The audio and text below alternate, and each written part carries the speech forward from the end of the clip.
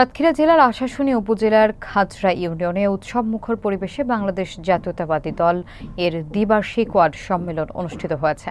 শনিবার বিকেলে খাজরা ইউনিয়নের কাপসন্ডা বাজারে আয়োজিত এই সম্মেলনে প্রধান অতিথি হিসেবে উপস্থিত ছিলেন সাতক্ষীরা জেলা বিএনপির সদস্য শেখ মাসুম বিল্লাহ শাহীন। মোকাররম বিল্লাহ এমনের প্রতিবেদনে থাকছে বিস্তারিত। সম্মেলনে সভাপতিত্ব করেন জেলা বিএনপির সদস্য আসিফুর রহমান তুহিন। বিশেষ অতিথি ছিলেন হেদায়েতুল ইসলাম, অ্যাডভোকেট নুরুল আমিন, আবিদুল হক মুন্না, জাকির হোসেন বাবু, মেহেদি হাসান সহ ছাত্রদল এবং যুবদলের নেতৃবৃন্দ। প্রধান অতিথি বলেন, বিএনপিকে শক্তিশালী করতে ত্যাগী এবং পরীক্ষিত নেতাকর্মীদের মূল্যায়ন করতে হবে। দলীয় স্বার্থের চেয়ে ব্যক্তি এবং গ্রুপিং যেন প্রাধান্য না পায়। তিনি আরও বলেন, এই ওয়ার্ড কমিটি আগামীতে ইউনিয়ন এবং উপজেলা কমিটির ভিত্তি হবে, তাই নেতৃত্ব যেন হয় দলের প্রতি নিবেদিত এবং কর্মী বান্ধব। সম্মেলনে 9টি ওয়ার্ডের নতুন কমিটি গঠন করা হয়। নেতারা সংগঠনের ঐক্য এবং আদর্শ বজায় রেখে আগামী জাতীয় নির্বাচনের দলকে শক্তিশালী করার প্রত্যয় ব্যক্ত করেন।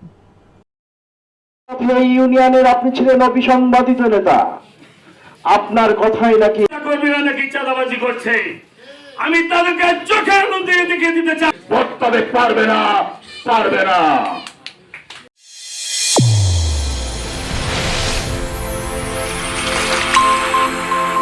চ্যানেল A1 হৃদয়ের